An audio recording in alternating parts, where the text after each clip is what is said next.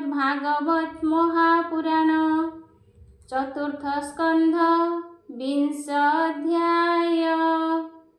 इंद्र सहिते विष्णु आसी पृथु को वरदाने तोषी पृथुर इंद्रर मिलन 20 अध्याये वर्णन।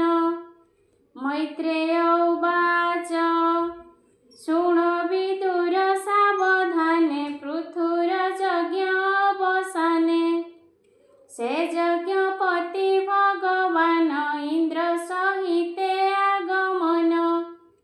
हरसे प्रभु यज्ञपति पृथुकु चाहिण कहन्ति।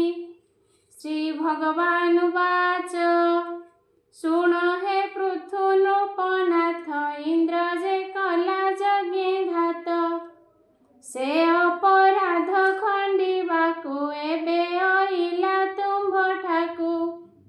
तुम्भे जे साधु नृपवर एहार दोष क्षमा कर।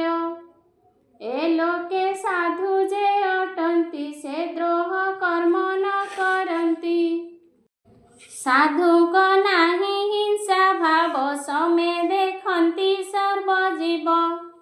जेणु ए देह आत्मा नोहे तेणु से न पड़ंती द्रोहे। जेबे पुरुष तुम्भ प्राय देव माया रे मोह होए। वृद्ध से वन दीर्घ काल केवल श्रम सीना सार। अविद्या काम कर्म बसे जेणु ए देह परकाशे। एक कथा जे ज्ञानी जानती से मोह द्वंद्वे न पड़ती। अनित्य जानती से देह तेणु तहिरे नाही स्नेह। गृह द्रवीण द्वारा सुते ममता करिबे के मन्ते। ए आत्मा देह तहु भिन्न शुण कहिबा तार चिन्ह। एक ही आत्मा सर्वदेहे शुद्ध अशुद्धे भेद नोहे। निर्गुण होई गुणाश्रय से आत्मा स्वयं ज्योतिर्मय। से एक अछि सर्वठारे आवृत नोहे माया द्वारे। ताहार नाही आत्मा पर से थाई प्रकृति रूपर। शरीर भिन्ने थाई से ही ताकु देखंता नाही केही। आत्मा को एमंत प्रकारे जे प्राणी देखंती शरीरे। से जेबे प्रकृति रे थाई प्रकृति गुणे बद्ध नोही। जे मन्ते प्राणी मते पाए तुम्भको कही से उपाये। नित्य स्वधर्मे प्राणी थाई श्रद्धारे जे मते भजई। ताहार मन हे राजन क्रमे होई सुप्रसन्न। मन प्रसन्न जार होई से प्राणी गुण प्रतेजई। समते से सर्व देखई से जीव आत्मा को जानई। भजई शांति अवस्थान लभई कैवल्य निर्वाण। ए देह इंद्रिय मानकर आत्मा अध्यक्ष सबुकर। उदासी जन प्राय होई से कूटे स्थित होई थाई। एहाकु जे प्राणी देखिला से प्राणी मुक्ति को पाइला। देख ए लिंग कलेवर से पंचभूते स्थूलतर। ए दश इंद्रिय छंती एथि चेतन रूपे आत्मा तथि। ए गुण प्रवाहरु होई एहाकु जे भेदी देखई। से प्राणी आत्मा को देखई क्लेशादि ताकु न बाधई। जे जन दृढ़ भक्ति करे मन बांधई आंबठारे। विपद संपद रे तार केबे न होई विकार। शोकादि द्वारा से ही माने व्यथित नुहंती अज्ञाने। एबे हो बेणुक नंदन शुणिबा आंभर वचन। उत्तम मध्यम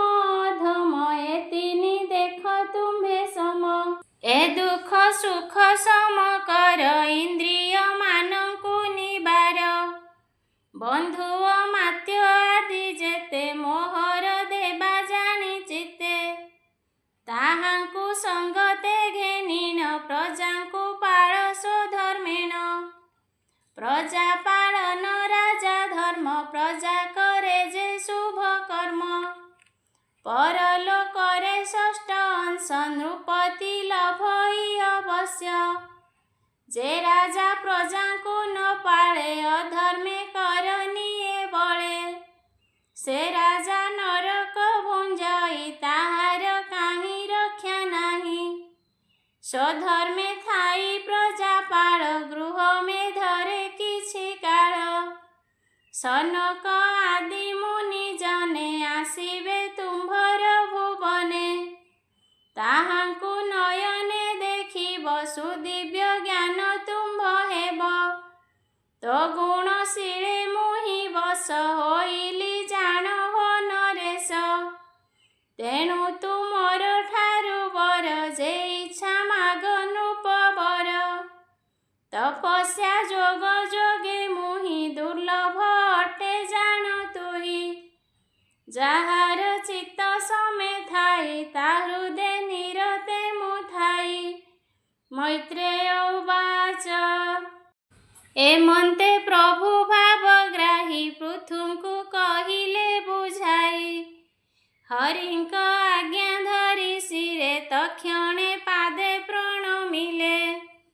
ଏମନ୍ତ କାଳେ ଦେବରାଜ ଆପଣା କର୍ମେ ପାଇ ଲାଜ। ପୃଥୁଙ୍କ ଚରଣେ ପଡ଼ିଲେ ଅପରାଧ କଲଇଁ ବୋଇଲେ। ପୃଥୁ ଯେ ତହୁଁ ଆଲିଙ୍ଗନ କରି ତୋଷିଲେ ଇନ୍ଦ୍ରମନ। ଏମନ୍ତେ ପ୍ରଭୁ ଭଗବାନ ଗମନ କଲେ କ ଉଦ୍ୟମ।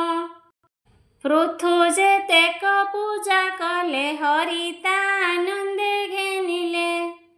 ସେ ରାଜା ପଡ଼ି ହରି ପାଦେ ପ୍ରଣାମ କରିଣ ଆନନ୍ଦେ। ଆନନ୍ଦ ସାଗରେ ବୁଡ଼ିଲା ପୁଲକ ସର୍ବାଙ୍ଗେ ବହିଲା। ବେନି ନୟନୁ ଅଶ୍ରୁ ଝରେ ପ୍ରଭୁଙ୍କୁ ହୃଦ ପଦ୍ମେ ଧରେ। କର ଅଞ୍ଜଳି ଶିରେ ଦେଇ କହଇ ବିଷ୍ଣୁ ମୁଖ ଚାହିଁ। ପୃଥୁ ଉବାଚ। ଆଜ୍ଞା ଯେ ଦେଲ ବର ଘେନ ବରେ ମୋ ନାହିଁ ପ୍ରୟୋଜନ। ବର ଘେନନ୍ତି ଭୋଗ ପାଇଁ ସେ ଭୋଗ ନରକେ କି ନାହିଁ। କୈବଲ୍ୟ ନାଥ ତୋତେ ପାଇ କେ ଭୋଗ ବାଂଛେ ଜ୍ଞାନୀ ହୋଇ। ଅପରେ ମୋକ୍ଷ ଧର୍ମ ସାର ତହିଁରେ ବାଂଛା ନାହିଁ ମୋର।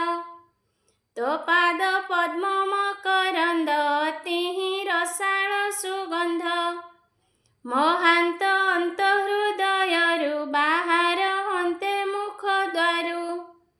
ତୁମ୍ଭର ଯଶ ମଧୁ ବହେ ତହୁଁ ଯେ ସୁଖ ଜାତ ହୁଏ। ସେ ଯଶ ଶ୍ରବଣେ ମୋ ଇଚ୍ଛା ଅୟୁତେ କର୍ଣ୍ଣ ଦିଅ ବାଞ୍ଛା। ଏ ଦୁଇ କର୍ଣ୍ଣେ ଶୁଣି ମୋର ସନ୍ତୋଷ ନୋହେ ଚକ୍ରଧର। ତୋ ପାଦ ପଦ୍ମ ସୁଧା ଯଶ ସାଧୁଙ୍କ ବଦନୁ ପ୍ରକାଶ। କୁଯୋଗୀ ଜନେ ଦିଏ ଜ୍ଞାନ ଆନେ ମୋ ନାହିଁ ପ୍ରୟୋଜନ। ନିଖିଳ ପୁରୁଷ ଉତ୍ତମ ତୁ ଗୁଣାଳୟ ତୋ ଚରଣ। ସେବିବି ଲକ୍ଷ୍ମୀର ପରାଏ ତା ସଙ୍ଗେ କଳିନି କି ହୋଏ। ଜଗତ ଜନନୀ ସಮೇତେ ବାଦ ହେଲେ ହେଁ ଅବିରତେ। ତଥାପି ସେବା ନତେ ଯିବି ଅବଶ୍ୟ ସେ ପାଦ ଭଜିବି। ଦୀନ ବତ୍ସଳ ତୋର ବାନା ଭକ୍ତରେ ତୋହର କରୁଣା। ଏଣୁ ଭଜନ୍ତି ଏକ ଭାବେ ନିଷ୍କାମ ଭାବରେ ସାଧବେ।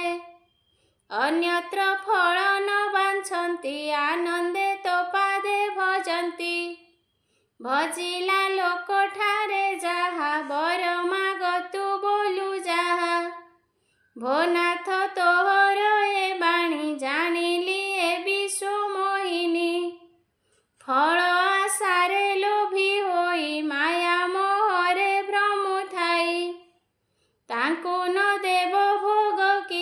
जेबे भकते दया अछि। पिता जे सने पुत्र हिते करई स्नेह बिरते। तुम्भे से रूपे आचरिब तेबे भकत निस्तरिब। मैत्रेय उवाच हेमंत पृथुर वचन शुणि कहन्ति भगवान। हे राजा मो चरण जुगे तो दृढ़ भक्ति हेउ बेगे। मोर विषये तोर बुद्धि भक्ति जोगे जे प्रसिद्धि। एणु दुस्तर मोर माया तोते न लागू पुण्य देहा।